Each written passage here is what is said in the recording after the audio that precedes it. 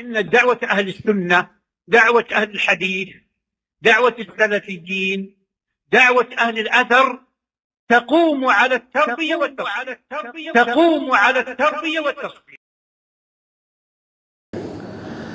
అనంత కరుణామయుడు, అమిత కృపా సాగరుడు ఆయన సకల లోకాలకు చక్రవర్తి, సర్వజీవరాశికై ఆహార ప్రదాత, సర్వ మానవాళికై జీవనోపాధి ప్రదాత, ప్రత్యక్షకుడు పరోక్షకుడు కరుణామయుడు కృపాకర్త అయినటువంటి సర్వోన్నతుడు, సర్వశక్తిమంతుడు, సర్వం సాధ్యం కలిగినటువంటి సమర్థుడు అయిన అల్లాహ్ సుబ్హానహు వ తఆలా యొక్క దివ్య నామాన ప్రారంభిస్తున్నాను. నాతోటి సహోదరులారా, ఇన్షాల్లా అల్లాహ్ యొక్క అనుగ్రహం ద్వారా ఈనాడు మనం సఫర్ నెలలో దాని యొక్క వాస్తవికతను గురించి, ఈ నెలలో జరిగేటటువంటి కొన్ని తప్పుడు కార్యాల గురించి, ఇటువంటి విషయాల యొక్క వాస్తవికతను ఇన్షాల్లా మనం ఈనాటి సభలో విందాము. మొదటగా నేను అల్లాహ్ సుబ్హానహు వ తఆలాను వేడుకుంటున్నాను, ఏవైతే మనం ప్రస్తుత సభలో వింటామో ఆ విషయాలపై కాస్త శ్రద్ధగా వాటిని గమనించి, వాటిలో ఏవైతే చేసేవి ఉన్నాయో వాటిని చేసే, ఏవైతే చేయకూడనివి ఉన్నాయో వాటిని చేయకుండా ఉండే సౌభాగ్యాన్ని అల్లాహ్ సుబ్హానహు వ తఆలా మనందరికీ కల్పించుగాక, ఆమీన్. నాతోటి సహోదర మరియు సహోదరి మనులారా, మనం సఫర్ అనేటువంటి అరబీ నెలలో నడుస్తూ ఉన్నాం. సఫర్ నెలలో ఈనాడు 13వ తారీఖు మన దేశంలో. ఇది కూడా మిగతా నెలల వగలే ఒక మంచి నెల. మరియు ఈ నెల హిజ్రీ క్యాలెండర్ ప్రకారంగా చూసుకుంటే సంవత్సరంలో 2వ నెలగా వస్తుంది. దీని గురించి మనం చూసుకుంటే సఫర్ అనే విషయం అసలు ఎక్కడి నుంచి వచ్చింది, ఈ నెలకి సఫర్ అని ఎందుకు పేరు పెట్టడం జరిగింది? సఫర్ ఇది సిఫర్ అనేటువంటి అరబీ పదం నుంచి వస్తుంది. దీని అర్థం శూన్యం, అంటే ఏమీ లేదు, ఖాళీ. తెలుగు భాషలో దీన్ని సున్నా అని అంటారు, శూన్యం, ఏదీ లేదు. అయితే సిఫర్ అనేటువంటి పదం నుండి అరబీ భాషలో ఈ నెలకి సఫర్ అనేటువంటి పేరు వచ్చింది. ఎందుకు వచ్చింది అని మనం చూస్తే 2 కారణాలు ఉన్నాయి. మొదటిది ఇమాం అహ్మద్ బిన్ హంబల్ రహిమహుల్లా వారు, మరియు ఇమాం బుఖారీ, ఇమాం మాలిక్ మరియు షాఫీ, అల్లాహ్ సుబ్హానహు వ తఆలా వారందరిపై తన కారుణ్యాన్ని కురిపించుగాక, ఆమీన్. వారందరూ ఈ నెలను సఫర్ అని ఎందుకు పిలుస్తారని ప్రశ్నించగా జవాబిచ్చింది ఏమిటంటే, ఈ నెలలో ఆ కాలంలో ముఖ్యంగా అరబ్ ప్రదేశాల్లో ఓ పురుగు బయటకు వచ్చేది. ఆ పురుగు గురించి వారి యొక్క జమానే జాహిలియత్లో వారి యొక్క అక్కడ ఉండేటటువంటి ముష్రికుల యొక్క అభిప్రాయం ఏమిటంటే, ఆ పురుగు ఎవరిపై వచ్చైతే వాలుతుందో అతను తప్పనిసరిగా చచ్చిపోతాడు. ఇటువంటి అపోహ, ఆలోచన, అభిప్రాయం వాళ్ళలో ఉండేది. కాబట్టి వారు ఈ నెలను సఫర్ నెలగా పిలిచేవారు. రెండవది, ఇబ్నే మన్సూర్ రహిమహుల్లా లిసానుల్ అరబ్ అనేటువంటి తన ప్రముఖ పుస్తకంలో 462వ పేజీలో ఈ విధంగా తెలియజేస్తున్నారు. సఫర్ అంటే మనం విన్నాం, శూన్యం నుంచి సఫర్ అనేటువంటి పదం వచ్చింది. సఫర్ నెలకు ముందు నెలలు మనం చూస్తే వరుసగా 3 నెలలు హుర్మత్ యొక్క నెలలు, అల్లాహ్ యొక్క హరాం మాసాలు. అల్లాహ్ సుబ్హానహు వ తఆలా వీరి గురించి ఈ విధంగా తెలియజేస్తున్నారు. ఇన్న ఇద్దతష్ షుహూరి ఇందల్లాహి 12 షహరన్ ఫీ కితాబిల్లాహ్ యౌమ ఖలఖస్ సమావాతి వల్ అర్ద్. అల్లాహ్ సుబ్హానహు వ తఆలా తెలియజేస్తున్నాడు, నిశ్చయంగా అల్లాహ్ సుబ్హానహు వ తఆలా వద్ద పూర్తి సంవత్సరంలో మొత్తం 12 నెలలు నిర్ధారించి ఉంచబడ్డాయి. అల్లాహ్ యొక్క గ్రంథంలో ఈ విషయాలు అల్లాహ్ మొదటిగానే తెలిపేశాడు. ఎంత మొదటిగా? యౌమ ఖలఖస్ సమావాతి వల్ అర్ద్, భూమి ఆకాశాలు పుట్టించక మునిపే అల్లాహ్ సుబ్హానహు వ తఆలా ఈ విషయాన్ని నిర్ణయించేశాడు. సంవత్సరానికి 12 నెలలు ఉంటాయని చెప్పేసి. ఆ తర్వాత అల్లాహ్ సుబ్హానహు వ తఆలా ఈ వాక్యంలో అంటున్నారు, మిన్హా అర్బఅతున్ హురుమ్, ఈ 12 సంవత్సరపు నెలలలో మొత్తం 4 కొన్ని ముఖ్యమైనటువంటి నెలలున్నాయి. దాలిక దీనుల్ ఖయ్యిం, అవి హుర్మత్ యొక్క నెలలు మరియు ఇదే సత్యమైనటువంటి మాట. ఫలా తద్లిము ఫీహిన్న అన్ఫుసకుం, మరి గుర్తించుకోండి, ఎవరు కూడా ఈ నెలలలో, ముఖ్యంగా ఈ 12 నెలలలో ఈ 4 హుర్మత్ యొక్క హరాం మాసాలు ఏవైతే ఉన్నాయో వాటిలో ముఖ్యంగా మీరు మీపై స్వయంగా జులుం, అన్యాయం చేసుకోకండి అని అల్లాహ్ సుబ్హానహు వ తఆలా ఈ వాక్యంలో తెలియజేశాడు. అయితే అన్యాయం ఏమిటి, వారు ఏ అన్యాయం చేశారు అన్న విషయం ముందొస్తుంది. కానీ ప్రస్తుతం మనకు తెలిసిన విషయం ఏమిటి? ఈ వాక్యం ద్వారా సంవత్సరంలో అల్లాహ్ భూమాకాశాలు పుట్టించక మునిపే 12 సంవత్సరాలు ఉంచాడు. వాటిలో మొత్తం 4 నెలలు అవి హరాం మాసాలు. వీటి గురించి మనం బుఖారీ హదీస్లో చూసుకుంటే ప్రవక్త వారు తెలియజేశారు, సలాసున్ ముతవాలియా, 3 వరుసగా ఒకదాని తర్వాత ఒకటి వస్తాయి. ఉదాహరణకు సంవత్సరపు 11వ నెల జుల్హిజ్జా, 12వ నెల 11వ నెల జుల్ఖాదా, 12వ నెల జుల్హిజ్జా మరియు సంవత్సరపు మొదటి నెల ముహర్రం మాసం. ఇవి 3 ఒకదాని తర్వాత ఒకటి వస్తాయి. మరి ఇంకోటి ఏమిటి? మిగిలిన హరాం మాసం అని చూసుకుంటే ఇది సంవత్సరం మధ్యలో ఉన్నటువంటి రజబ్ మాసం. అయితే ఈ 4 మాసాలు పూర్తి సంవత్సరంలో హరాం మాసాలు. ఈ మాసాలలో స్వయం అన్యాయం చేసుకోకుండా, మనపై మనం మోసం చేసుకోకుండా పద్ధతిగా ఉండాలి. ఇతరులకు హాని కలిగించకుండా, ఎవరికి కీడు చేయకుండా జాగ్రత్తగా ఉండాలి. ఎందుకంటే వీటిలో తప్పు చేయడం అన్నది రెట్టింపు తప్పుకు కారణమవుతుంది. కాబట్టి మిగతా నెలలో చేసే తప్పు కూడా తప్పే, దానికి పాపం లిఖించబడుతుంది. కానీ ఈ హుర్మత్ యొక్క హరాం నెలలో మాత్రం తప్పు కార్యం చేస్తే రెట్టింపు పాపం ఉంటుంది దానికి. కాబట్టి ఈ విషయాలలో మనం చాలా జాగ్రత్తగా ఉండాలి. అల్లాహ్ దయ వలన ఆ నెలలను మనం అల్లాహ్ సుబ్హానహు వ తఆలా యొక్క అనుగ్రహం ద్వారా దాటి ముందుకు వచ్చాము.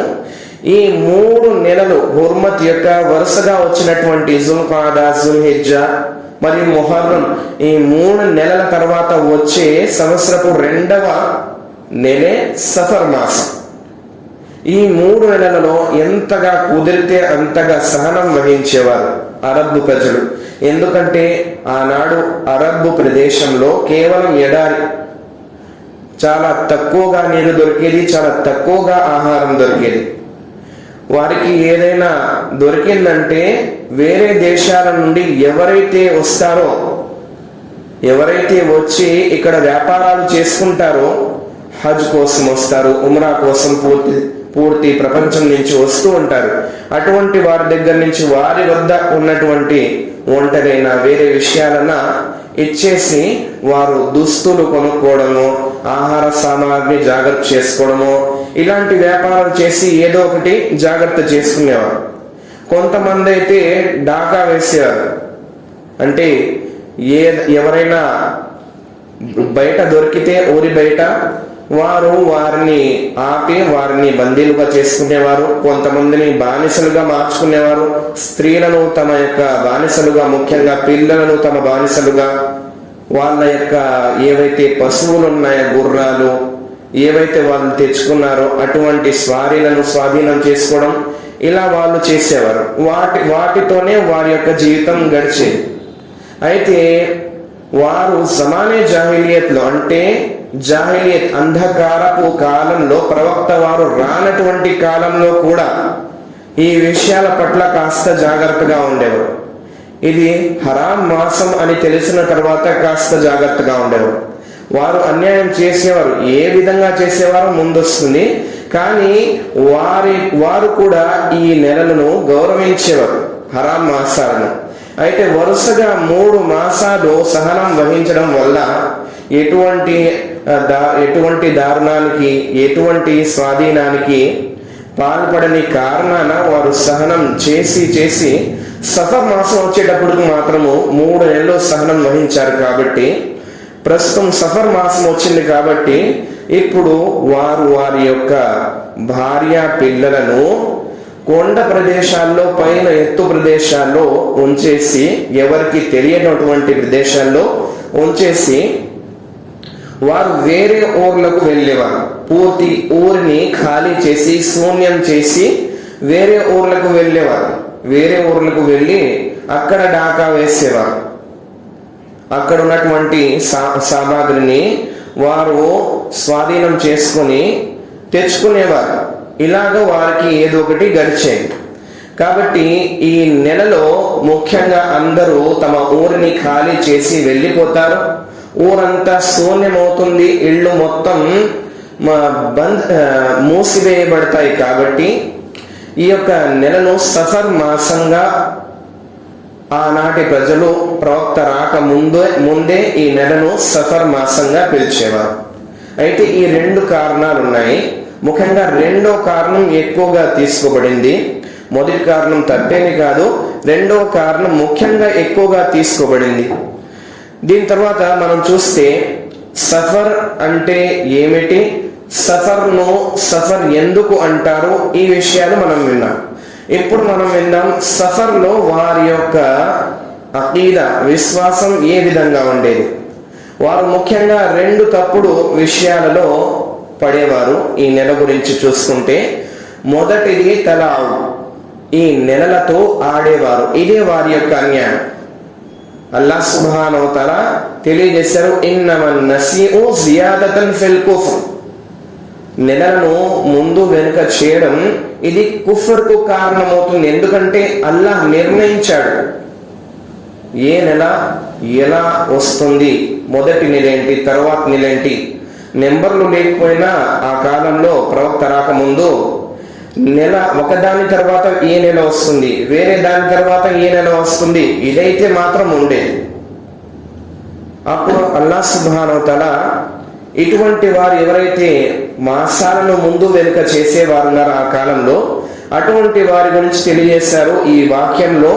ఈ విధంగా చేయడం కుఫర్ అవుతుంది, ఇది ధర్మ సమ్మతం కాదు, ఇది హరాం అవుతుంది, ఇది కుఫర్ అవుతుంది అని అల్లాహ్ సుబ్హానహు వ తఆలా స్పష్టంగా తెలియజేసేశాడు. కాబట్టి ఎవరికి అధికారం లేదు. కానీ వాళ్ళు ఏం చేసేవారు, మాసాలను ముందు వెనుక చేసేవారు. దీంట్లో కూడా 2 రకాలుగా వారు తమపై అన్యాయం చేసుకునేవారు. ఎలా ఆడుకునేవారంటే, కొందరు అంటారు ఈనాడు ఈ సంవత్సరం ఏదైతే సఫర్ మాసం వస్తుందో ఇది మన కోసం హరాం, దీనికన్నా ముందొచ్చేటువంటి సంవత్సరపు మొదటి మాసం ఇది మొహర్రం, ఇది ఈ సంవత్సరం కోసం మాత్రం హలాల్ అయిపోయింది. జుల్హిజ్జా సహనం వహించారు, ఆ తర్వాత జుల్హిజ్జా సహనం వహించేశారు. 3వ నెల సహనం వహించక ఏం చెప్తారంటే, ఈనాడు ఈ సంవత్సరం మొహర్రం మాసము హరాం కాదు, మరియు దీని తర్వాత వచ్చేటటువంటి మాసం మొహర్రంకు బదులుగా హరాం అయిపోయింది అంటారు. ఇంకోసారి ఏం చేస్తారంటే, ఈ సంవత్సరం మొహర్రం మాసం 2 నెలల తర్వాత, లేకపోతే సఫర్ తర్వాత వస్తుంది, సఫర్ ఈ సంవత్సరం మాత్రం మొదటి నెలగా వస్తుంది. ఇలాగ వాళ్ళు ఆడుకునేవారు. ముందు వెనుక చేసేవారు, లేకపోతే హరాంను హలాల్గా హలాల్ను హరాంగా చేసుకునేవారు. ఇలా వాళ్ళు చేసేవారు. ఇదంతా చాలా తప్పు. కాబట్టి అల్లాహ్ సుబ్హానహు వ తఆలా మనం విన్నటువంటి మొదటి వాక్యంలో ఇది కుఫర్ అనేటువంటి విషయాన్ని తెలియజేసేశాడు. ఎప్పుడైతే ప్రవక్త వారు వచ్చారో సల్లల్లాహు అలైహి వసల్లం, అప్పుడు పద్ధతిగా ఈ నెలలు ఒకదాని తర్వాత ఒకటి అరబ్లో నడుస్తూ వచ్చాయి. ప్రవక్త వారు సల్లల్లాహు అలైహి వసల్లం వారు తెలియజేశారు, ఇది బుఖారి యొక్క హదీసు, ఇన్న జమాన్ ఖద్ ఇస్తదార కహైఅతిహి యౌమ ఖలఖస్ సమావాతి వల్ అర్ద్. నిశ్చయంగా కాలం మరలా తిరిగి తన అసలైనటువంటి చోటుకు వచ్చేసింది, అసలైనటువంటి పరిస్థితికి చేరుకుంది. ఎప్పుడైతే అల్లాహ్ సుబ్హానహు వ తఆలా భూమాకాశాలను పుట్టించాడో అప్పుడు ఎలాగైతే ఉందో ప్రస్తుతం అల్లాహ్ మరలా అదే స్థానానికి వాటిని తిరిగి తెచ్చాడు. ఈ హదీస్లో ముందు చూసుకుంటే మనం ప్రవక్త వారు తెలియజేశారు, సంవత్సరంలో 3 నెలలు ఒకదాని తర్వాత వచ్చే నెలలు అవి హరాం నెలలు, మరియు మిగతాది రజబ్ నెల, ఇది హరాం మాసం. ఇలా అని చెప్పేసి ప్రవక్త వారు హుర్మత్ యొక్క హరాం మాసాలు ఏవైతే ఉన్నాయో వాటి గురించి హదీస్లో పూర్తిగా స్పష్టంగా తెలియజేశారు. సరే, వాళ్ళు చేసేటటువంటి అన్యాయం ఏమిటి అంటే మనం తెలుసుకున్నాము. వారు నెలలను ఒకదానికి ఒకటి ముందు వెనకాల చేసుకునేవారు, లేకపోతే వారు హలాల్ మాసాన్ని హరాంగా, హరాం మాసాన్ని హలాల్గా చేసుకునేవారు. ఇమాం ఇబ్నే ఖుదామా రహిమహుల్లా వారు సెలవిస్తున్నారు, వీరేం చేసేవారంటే వీరిలో ఒక గురువు లేచేవాడు, మక్కా పట్టణంలో వచ్చేసి ఒక ఎత్తైన ప్రదేశంలో, ఈ సంవత్సరం మా దైవాలు ఏవైతే ఉన్నాయో, మా ఆరాధకులు ఎవరైతే ఉన్నారో వారు ఈ సంవత్సరంలో ఏదైతే ముహర్రం నెల ఉందో అది హరాం కాదు హలాల్గా నిర్ధారించారు. వేరే సంవత్సరం వచ్చి సఫర్ మాసాన్ని హరాంగా నిర్ధారించారు, ముహర్రం మాసం ఇది మన కోసం హలాల్ అయింది అని ఇట్లా ముందు వెనకాల చేసుకునేవారు. ఇదంతా వారు చేసినటువంటి చాలా పెద్ద తప్పులోని ఒక భాగం.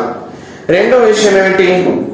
ఈ నెల పట్ల వాళ్ళ యొక్క తప్పుడు భావన. రెండో విషయం ఏమిటంటే వారు ఈ నెలను మన్హూస్ అనగా అపశకునం అని భావిస్తారు. ఈ నెలలో ఎటువంటి మంచి కార్యాన్ని చేయకూడదు, చేస్తే శని తగులుతుంది, దరిద్రం అవుతుంది, హాని కలుగుతుంది అనేటువంటి భావాలు. మరియు ఈ భావాల గురించి మనం చూసుకుంటే ఈనాడు జ్ఞానం లేని కొందరు అవిశ్వాసానికి పాల్పడినటువంటి, అనేక విశ్వాస లోపం ఉన్నటువంటి, మేము కూడా ముస్లింలు అని ప్రచారించుకునేటువంటి కొంతమంది ఉన్నారు. అటువంటి వారు ఈనాడు వారు కూడా ఉంచరు, అటువంటి ఆలోచనలను ఈ నెల పట్ల ఉంచుతున్నారు. కావాలంటే మీరు మీ యొక్క సొంత సమాజంలో చూసుకోండి, చాలా మంది జ్ఞానం నేర్చుకునేటువంటి వారు ఎప్పుడు అల్లాహ్ యొక్క గృహాన్ని సందర్శించినటువంటి వారు, ఆరాధనలలో మరీ వెనుకాల ఉండేటటువంటి వారు, ఇటువంటి వారు ఈ నెలను శనిద్రంగా భావిస్తారు. ఈ నెలలో ఎటువంటి మంచి కార్యాలను చేయరు. చాలా మంది ఈ నెలలో మేము మా యొక్క పిల్లల వివాహాలను కూడా జరిపించమని నికాహ్, వలీమా ఇటువంటి విషయాల నుండి కాస్త దూరంగా ఉంటారు. ఇలా చూసుకుంటే ఇంకా చాలా విషయాలు ఉన్నాయి. ఈ నెలలో ఏదైనా మంచి కార్యం చేయాలనుకుంటే ఇది సఫర్ మాసం, చేయకూడదు, చేస్తే హాని కలుగుతుంది. ఏదైనా కొత్త దుకాణాన్ని మనం ఓపెన్ చేయాలనుకున్నా చేయకూడదు, సఫర్ మాసంలో చేస్తే అది తొందరగానే నష్టం కలుగుతుంది. అదేవిధంగా ఎవరైనా వివాహం చేసుకున్నా వారి యొక్క తలాఖ్ అయిపోతుంది తర్వాత అని చెప్పేసి నమ్ముతారు. ఇలా చాలా విషయాలు ఉన్నాయి. ఎవరైనా ఈ నెలలో వ్యాధిగ్రస్తులైతే అటువంటి వారిని సందర్శించరాదు. ఇలాగ చాలా విషయాలు మనం మన యొక్క సొంత సమాజంలో మేము ముస్లింలని పేరుకు చెప్పుకునే వారిలో చూస్తూనే ఉంటాం. ఇవన్నీ అబద్ధపు విషయాలు. వీటికి ఇస్లాంకు ఎటువంటి సంబంధం లేదు. ముష్రికులు కూడా ఎంత దారుణమైనటువంటి విశ్వాసాలను ఉంచలేదు. కానీ మేము ముస్లిం అని చెప్పుకొని తిరిగేటటువంటి కొంతమంది ఇటువంటి ఘోరమైనటువంటి విశ్వాసాలను, ఏవైతే మన కోసం తప్పో అటువంటి విశ్వాసాలను తమ మనసులో ఉంచుకుంటున్నారు. ఇదంతా చాలా తప్పు.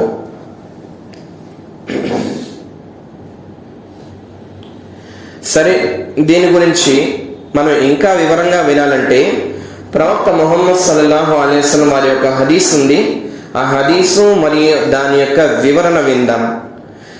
సయ్యిదునా అబీ హురైరా రదియల్లాహు తఆలా అన్హు వారి యొక్క కథనం ప్రకారం ప్రవక్త ముహమ్మద్ సల్లల్లాహు అలైహి వసల్లం వారి యొక్క ఈ హదీసు బుఖారీ మరియు ముస్లిం రెండిట్లో ఉంది. వారు సెలవిస్తున్నారు, సల్లల్లాహు అలైహి వసల్లం, లా అద్వ వలా తియర వలా హామ్మ వలా సఫర. లా అద్వ, ఎటువంటి వేరే వారికి పాకేటటువంటి వ్యాధి యొక్క వాస్తవికత లేనే లేదు. దీని యొక్క తఫ్సీర్లో మనం చూసుకుంటే ప్రవక్త వారు తెలియజేస్తున్నారు, ఎటువంటి వ్యాధి ఈ లోకంలో లేనే లేదు. అది వేరే వారికి సొంతంగా పాకుతుంది. అల్లాహ్ యొక్క అనుమతి లేకుండా ఇటువంటి వ్యాధి లేనే లేదు. మీరు చూస్తూ ఉంటారు, చాలా వ్యాధులు ఈనాడు అంటు వ్యాధులు ఉన్నాయి. ముఖ్యంగా ఆఫ్రికాలో మనం చూసుకున్నట్టే ఒబోలా అనేటువంటి వ్యాధి, అలాగే మొన్న మనం చూసినటువంటి కరోనా అనేటువంటి వ్యాధి, ఇవన్నీ మనుషులు తయారు చేసినవి. తన యొక్క వ్యాపారాన్ని ఇంకా మంచిగా చేసుకోవడం కోసం, ఏదైతే మనుషులు ఉన్నారో వారి యొక్క సంఖ్యను తగ్గించడం కోసం. వాటిలో కూడా ఈ శక్తి లేదు. అవి సొంతంగా వేరే వాళ్ళకి చేరుకుంటాయి. ఇలాంటి శక్తి లేదు. అల్లాహ్ యొక్క అనుమతి లేకుండా ఎవరికి ఏ వ్యాధి రాదు. అల్లాహే మనకు లాభాన్ని సమకూర్చేది, అల్లాహే ప్రతి నష్టానికి మూల కారణం. అల్లాహ్ సుబ్హానహు వ తఆలా లాభాన్ని ఇచ్చి కృతజ్ఞత తెలియజేస్తున్నామో లేదో దీని ద్వారా పరీక్షిస్తాడు. అదే అల్లాహ్ సుబ్హానహు వ తఆలా మనకు నష్టాన్ని సమకూర్చి వీరు సహనం వహిస్తున్నారా లేదా, అల్లాహ్ పై నమ్మకాన్ని దృఢంగా చేసుకుంటున్నారా లేదా, ఈ విషయాన్ని అల్లాహ్ చూస్తాడు. ప్రతి లాభం, ప్రతి నష్టం కేవలం అల్లాహ్ ద్వారానే సాధ్యమవుతుంది. ఈ లోకంలో ఎవరు ఏమి చేయలేరు. సయ్యిదునా ఇబ్న్ అబ్బాస్ రదియల్లాహు తఆలా అన్హు వారికి ప్రవక్త వారు చాలా విషయాల హితబోధ చేశారు. వాటిలో ఒకటి ఏమిటంటే, పూర్తి ప్రపంచంలో ఉన్న సమాజం అంతా నీకు వ్యతిరేకంగా ఏదైనా నష్టాన్ని సమకూర్చాలనుకుంటే వారు నీకు ఎటువంటి నష్టాన్ని సమకూర్చలేదు. కానీ అల్లాహ్ ఎంతైతే నీ కోసం ముందుగా కోరి రాసి ఉంచాడో అంతే నీకు నష్టం జరుగుతుంది. అదేవిధంగా పూర్తి ప్రపంచంలో ఉన్నటువంటి సమాజంలో ఉన్నటువంటి వ్యక్తులందరూ నీకు ఏదైనా లాభాన్ని, చిన్న లాభాన్నైనా సమకూర్చాలనుకుంటే ఎటువంటి లాభాన్ని సమకూర్చలేరు. కానీ ఎంతగా అయితే లాభాన్ని ముందు నుంచి అల్లాహ్ సుబ్హానహు వ తఆలా నీ కోసం రాసి లిఖించి ఉంచారో నీ తక్దీర్లో, అంతే నీకు లాభం సమకూర్చబడుతుంది. ఈ హదీస్ ద్వారా స్పష్టమైన విషయం ఏంటి? లాభం మరియు నష్టం ఎవరి చేతిలో లేవు, కేవలం అల్లాహ్ సుబ్హానహు వ తఆలా తప్ప. అదేవిధంగా ఈ వ్యాధులు ఏవైతే ఉన్నాయో వాటిలో కొన్ని అంటు వ్యాధులు ఉన్నాయి. కానీ వాటికి కూడా అల్లాహ్ యొక్క ఆజ్ఞ లేకుండా వేరే వారికి వెళ్ళి తగిలే అధికారం ఇవ్వబడలేదు.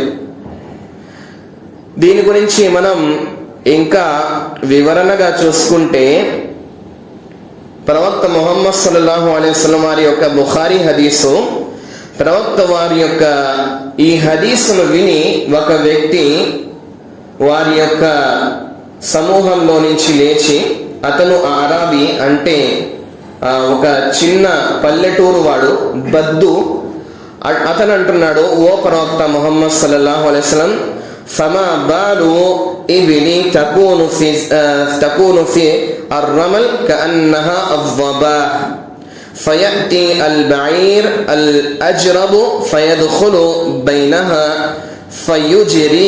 ఫయుజిరి బిహా. ప్రవక్త ముహమ్మద్ సల్లల్లాహు అలైహి వసల్లం వారి యొక్క సమూహంలో ఒక పల్లెటూరు వ్యక్తి, అంతగా చదువు లేనటువంటి వ్యక్తి లేచి ప్రవక్త వారిని ప్రశ్నిస్తున్నాడు. ప్రవక్త వారి యొక్క ఈ విషయం విని ఎటువంటి అంటువ్యాధి లేదు అన్న విషయాన్ని విని, ఓ ప్రవక్త, మరి మేము మా యొక్క ప్రదేశాల్లో ఒంటెలను పెంచుతాం. మా ఒంటెలు ఎలాగ అందంగా ఉంటాయంటే, జంతువులు ఏవైతే, ముఖ్యంగా ఈ హదీస్లో జింక గురించి తెలియజేశారు. ఈ విధంగానైతే అడవిలో జింక ఎంత అందంగా తిరుగుతూ ఉంటుందో, దాని శరీరం చాలా స్పష్టంగా ఉంటుంది. అదే విధంగా మా ఒంటలు కూడా ఎడారుల్లో తిరుగుతూ ఉంటాయి.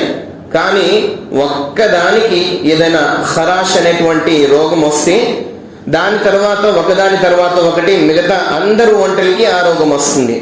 ఖరాష్ అంటే ఎటువంటి రోగం అంటే, ఒంటలకి ఈనాడు కూడా కొన్ని ప్రదేశాల్లో ఖరాష్ అనేటువంటి రోగం వస్తుంది. అంటే దురద మరీ ఎక్కువగా అయిపోతుంది ఒక ప్రదేశంలో. దాన్ని ఒంటె తన నోటితో, దురద కాబట్టి గోకుతూ ఉంటుంది. ఎంతగా దాన్ని గోకుతుందంటే అక్కడ శరీరంలో ఉన్నటువంటి మాంసం కూడా అది తినేస్తుంది. ఆ తర్వాత అది ఎక్కువైపోతే బాధలో అది చనిపోతుంది కూడా. కాబట్టి ఇది ఇటువంటి ఏదైతే వ్యాధి ఉందో ఇది ఒకదాని తర్వాత వేరే ఒంటలకు వస్తూ ఉంటుంది. దీని గురించి ఆయన ప్రవక్త వారితో ప్రశ్నించారు. ప్రవక్త, మా యొక్క ఏవైతే ఒంటలు ఉన్నాయో వీటినైతే మా ప్రదేశాల్లో మేము పెంచుతున్నాము. అటువంటి ఒంటలు చూడడానికి మంచిగా అందమైనటువంటి జింకల్లా ఉంటాయి. కానీ ఎప్పుడైతే ఖరాష్ అనేటువంటి ఒక రోగం వస్తుందో ఆ తర్వాత మిగతా ఒంటెలకు కూడా ఆ రోగం పాకుతుంది. మరి దీని గురించి ఏంటి? మీరు చెప్తున్నారు కదా అంటువ్యాధి లేదని, మరి దీని గురించి ఏంటి? ప్రవక్త వారు ఒకే ఒక్క జవాబిచ్చారు. ఆ తర్వాత ఆయన కాముకున్నాడు. ఏం తెలియజేశారు? ఫమన్ అద్దల్ అవ్వల్. అలా అని నువ్వు చూసుకుంటే మొదటి ఒంటకి ఎక్కడి నుంచి రోగం వచ్చింది? అల్లాహ్ సుబ్హానహు వ తఆలా ఇస్తేనే కదా. అల్లాహ్ సుబ్హానహు వ తఆలా ఇచ్చాడు కాబట్టే మొదటి దానికి ఆ రోగం వచ్చింది. మిగతా వాటికి కూడా అల్లాహ్ తలుచుకున్నాడు కాబట్టే ఆ రోగం వాటికి కూడా పాకింది. కాబట్టి ఎటువంటి రోగం లేనే లేదు. అల్లాహ్ యొక్క ఆజ్ఞ లేకుండా తనిష్టానుసారం అది వేరే వారిలో వెళ్ళిపోయింది. ఇట్లాంటి విషయం లేనే లేదు. దీని తర్వాత ప్రవక్త వారి యొక్క మనం విన్నటువంటి హదీస్లో రెండో విషయం, వలా సఫర అంటే ఏదైతే సఫర్ నెల ఉందో, దేనిలోనైతే మనం నడుస్తున్నామో ఈ నెల గురించి కూడా ఎటువంటి వాస్తవికత లేదు. మనుషులు ఏ విధంగానైతే ఈ నెలను అపశకునంగా, దరిద్రంగా, శనిద్రంగా భావిస్తున్నారో ఎటువంటి విషయానికి కూడా ఎటువంటి వాస్తవికత లేదు. ఇది కూడా మిగతా నెలల వంటి నెల మాత్రమే అని ప్రవక్త వారు స్పష్టంగా తెలియజేశారు. దీని తర్వాత ప్రవక్త వారు ఈ హదీస్లో తెలియజేసిన విషయం ఏంటంటే వలా హామ్మ అని తెలియజేశారు. అంటే ఏదైతే కొందరు పక్షులలో ఉదాహరణకు కాకిని అపశకునంగా భావిస్తారు, ఇలాగే కొంతమంది గుడ్లగూపను అపశకునంగా భావిస్తారు. ఇది చాలా మంది గుడ్లగూప మాత్రం కనిపిస్తే ఈనాడు కూడా ఇలాంటి వారు ఉన్నారు. ఇప్పుడు ప్రస్తుతం మనం బయటికి వెళ్ళకూడదు, వెళ్తే ఏదైనా హాని కలుగుతుందని భావించేవారు. ఇమామ్ ఇబ్న్ అబ్దుల్ బర్ రహిమహుల్లా వారు తెలియజేస్తున్నారు, ఆనాటి కాలం వారు ఇలాగే భావించేవారు. ఎవరి ఇంటి పైనైనా గుడ్లగూబ వచ్చి వాలితే ఇంకా ఈ ఇంట్లో నుంచి ఏదైనా హానినా లేకపోతే ఎవరైనా చనిపోవడమైనా జరుగుతుంది, తప్పనిసరి ఇది అని భావించేవారు. అలాంటి నమ్మకమే ఈనాడు కూడా. గుడ్లగూప అరుపు వింటే ఏదో శైతాను అరుపు విన్నట్టు చాలా మంది చాలా భయపడుతూ ఉంటారు. శైతాను కనిపించింది అని చెప్పేసి భయపడుతూ ఉంటారు. ఇటువంటి వాటికి ఎటువంటి వాస్తవికత లేనేలేదు. వేరే హదీస్లో ప్రవక్త వారు రెండో విషయానికి వలా తియరా అని తెలియజేశారు. వలా తియరా అంటే తియరా షేక్ సాలెహ్ అల్ ఫౌజాన్ హఫిజహుల్లా వారు తెలియజేస్తున్నారు, అరబీలో తాయిర్ అంటే పక్షి. అరబ్బు కాలంలో ప్రవక్త వారు రాక మునుపు అంధకారంలో వాళ్ళు ఏం చేసేవాళ్ళంటే ఎక్కడికన్నా ప్రయాణం చేయాలి అంటే ముందుగా వారు ఒక శకునాన్ని తీసుకునేవారు. ఒక ఏదైనా పక్షిని తీసుకొని ఒక చెట్టు వైపు రాయి తీసుకుని కొట్టేవారు. ఒకవేళ ఆ పక్షి చెట్టుపై నుంచి కుడివైపుకు వెళ్తే మేము మా యొక్క ఏదైతే ప్రయాణం ఉందో దాన్ని సాగించవచ్చు, ఎడం వైపు వెళ్తే మాత్రం సాగించలేము అని అనుకునేవారు.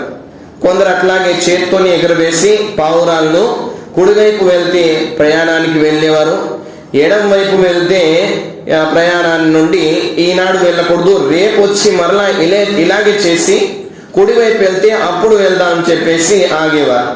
ఇలా చేసేవారు. అయితే తాయిరా పక్షి అనేటువంటి పదం నుంచి ఈ శనిద్రం అత్తాయిరా అనేటువంటి మూఢనమ్మకం వచ్చింది అరబీలో. వారు ఇలా చేసేవారు, పక్షులను ఎగరవేసి శకునాన్ని తీసుకునేవారు. అయితే ఇలాంటి విషయాలు మన పేరుకి ముస్లింలైనటువంటి వారిలో చాలానే ఉన్నాయి. మనం గనక చూస్తే చాలా మంది ఈ నెలలో చూసినా మిగతా నెలల్లో చూసినా, ఉదాహరణకు ఈ నెల గురించి అయితే మనం విన్నాం. ఈ నెల గురించి వారు ఈ నెల శనిద్రం అనేటువంటి మూఢనమ్మకాన్ని ఉంచుతారు, వివాహాలు చేయరు, ఏ మంచి కార్యం చేయరు. ఏదైనా బండి కొనాలన్నా, ఏదైనా దుకాణాన్ని తెరవాలన్నా, ఏదైనా ఎవరైనా వ్యాధిగ్రస్తులైతే వారిని సందర్శించాలన్నా, వివాహాలు చేయాలన్నా ఇటువంటి నెలలు వారు కాస్త వెనుకాలుంటారు. ఈ నెలలో చేస్తే హాని కలుగుతుంది, కీడు కలుగుతుంది, మనకు శనిద్రం వచ్చి పట్టుకుంటుంది, ఇటువంటి విషయాలు చాలా మంది మనసులో ఉన్నాయి.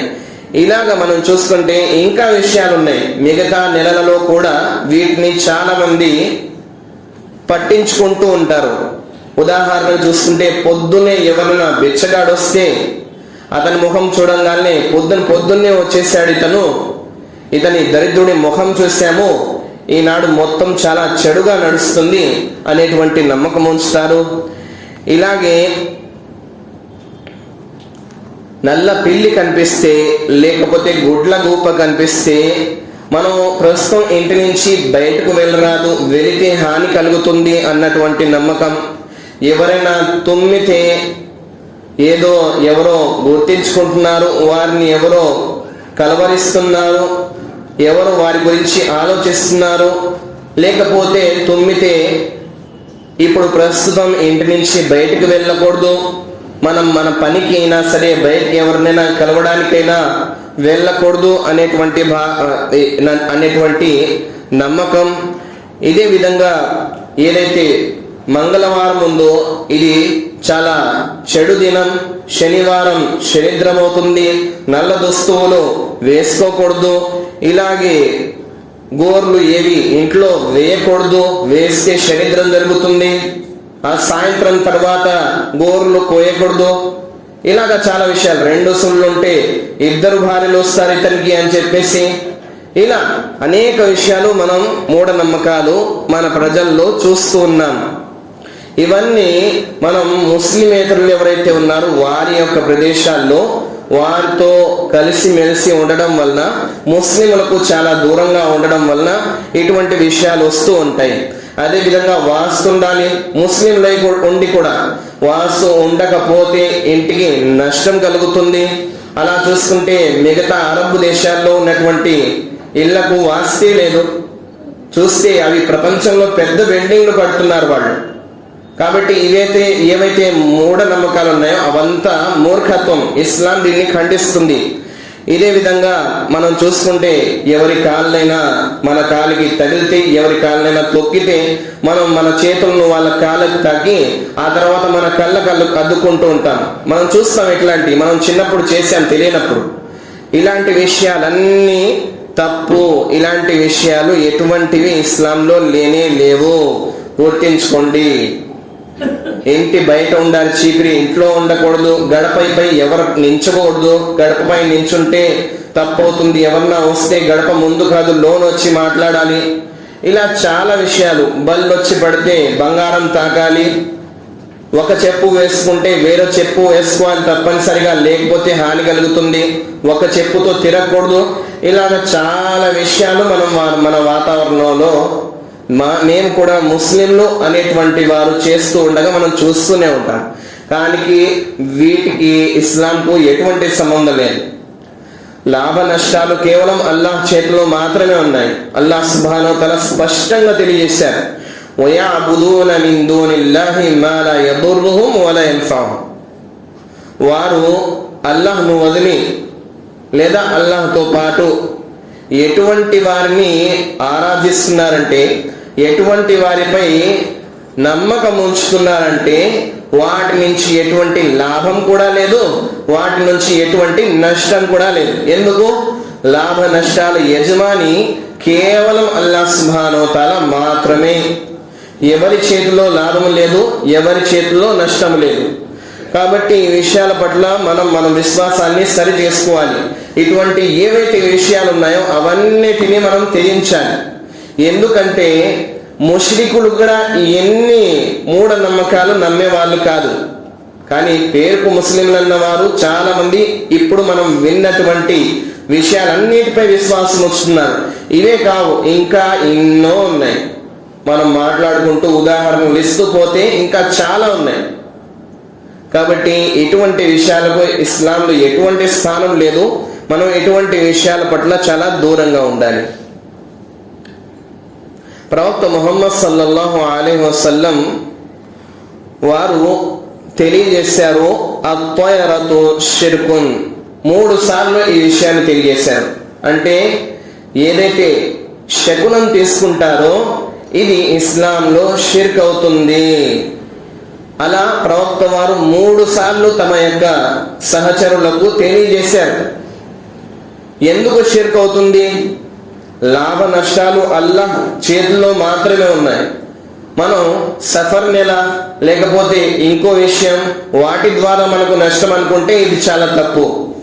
సఫర్ నెల కూడా మిగతా నెలల వలె, ఎందుకంటే సఫర్ యొక్క సృష్టికర్త కూడా మిగతా నెలలను సృష్టించినటువంటి సృష్టికర్తే. మిగతా నెలలను సృష్టించినటువంటి అల్లాహే ఈ నెలను కూడా సృష్టించాడు. వాటిని ఎలాగైతే ఉంచాడో దీన్ని కూడా అలాగే ఉంచాడు. ఒకదాన్ని మంచిగా ఒకదాన్ని శనిద్రంగా ఇలా చేయలేదు.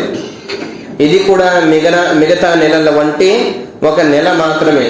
కానీ ఎవరైతే ఈ నెల ద్వారా మనకు నష్టం కలుగుతుందని మంచి పనులు చేయకుండా దూరం అవుతారో వారి యొక్క నమ్మకం ఏమిటంటే ఈ నెల అనేది ఒక జీవి, అది మనకు నష్టం కలిగిస్తుంది. అల్లాహ్ చేతిలో ఈ విషయంలో ఏమీ లేదు. సఫర్ అనే నెల చేతిలో మాత్రమే ఉంది, అది మనకు నష్టం కలిగిస్తుంది అన్నటువంటి భావన, ఇది చాలా తప్పుడు భావన. ఈ నెలలో సఫర్ యొక్క మాసంలో మేము ముస్లింలు అన్ని ప్రచారం చేసుకున్నటువంటి చాలా మంది మొదటి శుక్రవారం సాయంత్రం ఏం చేస్తారంటే 2 రకాతుల చెప్పున 4 రకాతులు చదువుతారు. చదివి ఈ నెల నుండి దీని యొక్క శనిద్రం నుండి మనల్ని కాపాడాలని అని చెప్పేసి దుఆ చేసుకుంటారు. ఇదంతా బిదాత్, ఇస్లాంలో లేని విషయం. అదేవిధంగా 13వ తారీఖు, దీన్ని ఉర్దూలో 13 తేజీ అంటారు. ఈ నెల 13వ తారీఖు ఏం చేస్తారంటే 2 మార్గాలు ఉన్నటువంటి ప్రదేశంలో వెళ్ళి నించుంటారు. వెళ్ళి నించొని ఒకవైపు నించొని ఎవరైతే అక్కడ వచ్చి పోతుంటారో అందరికి పొట్లాలు ఇస్తుంటారు. ఆ పొట్లాల్లో కొంతమంది గుడ్లు పెడతారు, కొంతమంది శనక్కాయలు పెడతారు, కొంతమంది పచ్చిమిర్చి పెడతారు, కొంతమంది నిమ్మకాయలు పెడతారు, ఇట్లా కొంతమంది ఉప్పు పెడతారు, పసుపు పెడతారు, కారాలు పెడతారు. ఇలా కొన్ని విషయాలు పెట్టేసి ఇటు వచ్చే వారికి ఇచ్చేస్తారు. అటు వెళ్ళిపోతాడు కదా, మన శనిద్రం తీసుకొని అతను వెళ్ళిపోయాడు అన్నటువంటి భావన. ఇలా చాలా పెద్ద పట్టణాల్లో కూడా ప్రస్తుతం ఇలా జరుగుతుంది. ఇదంతా మూర్ఖత్వం. వారి యొక్క నమ్మకం ఏంటంటే పూర్తి సంవత్సరంలో అతి ఎక్కువగా అల్లాహ్ యొక్క శనిద్రం ఈ యొక్క సఫర్ మాసంలో అవతరింపజేయబడుతుంది. ఈ సఫర్ మాసంలో కూడా 13వ తారీఖు పూర్తి సంవత్సరంలో జరగనంత కీడు జరుగుతుంది, జరగనంత దరిద్రం ఈ యొక్క దినంలో ఉంది అన్నటువంటి నమ్మకం వాళ్ళది. కాబట్టి వాళ్ళు ఇట్లా పొట్లంలో వాళ్ళ యొక్క దరిద్రాన్ని కట్టేసి ఇచ్చేస్తున్నారు అన్నటువంటి భావన వాళ్ళు కలిగి ఉన్నారు. నిజానికి ఇదంతా అసత్యం. దీనికి ఇస్లాంకి ఎటువంటి సంబంధం లేదు. దీని గురించి ఖురాన్లో ఎటువంటి విషయం లేదు, హదీస్లో ఎటువంటి విషయం లేదు, సహబాలు తెలియజేయలేదు. వీళ్ళు కల్పించుకున్నటువంటి విషయం. ఇదంతా చేస్తారు. మరియు చివరి బుధవారం ఏదైతే ఉందో ఆ దినాన ఏం చేస్తారంటే పిక్నిక్కి వెళ్తారు. ఒకవేళ మనం ఇంట్లో ఉంటే శని మనకు కలుగుతుంది కాబట్టి ఒక దినాన్ని, ముఖ్యంగా చివరి నెలలో ఉన్నటువంటి చివరి వారం యొక్క బుధవారం మాత్రం బయటకు వెళ్ళిపోతారు, తిరుగుతారు. ఎందుకంటే ఆ దినం ముఖ్యంగా మన ఇళ్లపై శనిద్రం వస్తుందని వాళ్ళ యొక్క భావన. ఇదంతా వారి యొక్క మూర్ఖత్వము. ఇస్లాంకు ఎటువంటి సంబంధం లేదు ఇటువంటి విషయాల పట్ల. ఏవైతే మనం వింటూ వచ్చామో అటువంటి తప్పుడు విషయాల్లోనే ఇది షుమారవుతుంది. సరే, ప్రవక్త వారు సల్లల్లాహు అలైహి వసల్లం వారు తెలియజేశారు, మన్ రద్దతు తైర అన్ హాదతిహి ఫఖద్ అష్రక్. ఎవరైతే ఏదైనా అవసరమైనటువంటి కార్యాన్ని, దీని ద్వారా మనకు నష్టం ఉంది కాబట్టి నేను ఆగిపోతున్నానని చెప్పేసి ఆ కార్యం నుండి ఆగిపోవటం మాత్రం అది షిర్క్ అవుతుంది. అది తొయర బద్షుగుని మరియు షిర్క్ అవుతుందని ప్రవక్త వారు తెలియజేశారు. కాబట్టి ఈ విషయాల్లో కాస్త మనం జాగ్రత్తగా ఉండాలి. ఇవన్నీ తప్పుడు విషయాలు. ఇంకా చాలా విషయాలు ఉన్నాయి. ఇన్షాల్లా కుదిరితే మనం వచ్చే వారం కూడా తెలుగు భాషలో ఇదే విషయాన్ని గురించి చాలా విషయాలు ఉన్నాయి కాబట్టి మనం అక్కడ విందాము.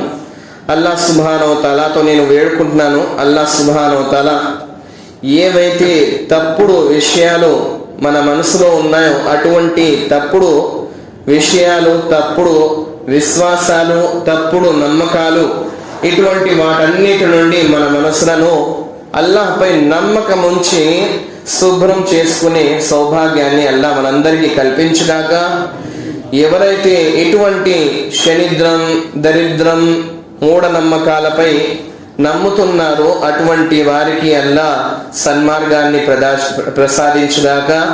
అల్లాహ్ సుబ్హానహు వ తఆలా మనందరికీ మన విశ్వాసాన్ని దృఢపరచుకోవడం కోసం ధార్మిక జ్ఞానాన్ని తీరిక సమయంలో మనం నేర్చుకునే సౌభాగ్యాన్ని, అర్థం చేసుకునే ఆచరించే సౌభాగ్యాన్ని అల్లాహ్ మనందరికీ కల్పించుగాక.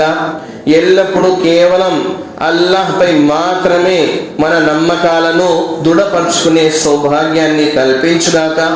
అల్లాహ్ సుబ్హానహు వ తఆలా మనందరికీ చనిపోయేంత వరకు కూడా ఇతర విషయాలపై ఏదైతే నమ్మకం ఉందో అదంతా తీసివేసి కేవలం అల్లాహ్ పైన మాత్రమే నమ్మకాన్ని పూర్తిగా ఉంచి, లాభానికి కేవలం అతనే యజమాని, పూర్తి నష్టానికి కూడా అతని యజమాని, ఇవన్నీ మన కోసం పరీక్ష మాత్రమే. మనం అల్లాహ్కు కృతజ్ఞులై ఉండాలి. మనం ప్రతి దాంట్లో సహనం వహించాలి. అల్లాహ్ను మాత్రమే సహాయం కోసం వేడుకోవాలి. ఇతరుల నుండి మనం దూరంగా ఉండాలి అన్న విషయాల్లో కాస్త మనం గమనించి శ్రద్ధగా ముందుకు వెళ్ళే సౌభాగ్యాన్ని అల్లాహ్ మనందరికీ కల్పించుగాక. అల్లాహ్ మనందరినీ స్వీకరించుగాక. మన మనస్సులను, మన విశ్వాసాలను పరిశుద్ధపరుచుకునే సౌభాగ్యాన్ని అల్లాహ్ స్వీకరించుగాక. అల్లాహ్ సుబ్హానహు వ తఆలా మన మరణాన్ని స్వీకరించుగాక. ఇస్లాంపై మనకు చావు వచ్చే సౌభాగ్యాన్ని కల్పించుగాక. కలిమై లా ఇలాహ ఇల్లల్లాహ్ పై చనిపోయే సౌభాగ్యాన్ని కల్పించుగాక. ఆమీన్. వాఖిరు దవానా అనిల్ హమ్దులిల్లాహి రబ్బిల్ ఆలమీన్.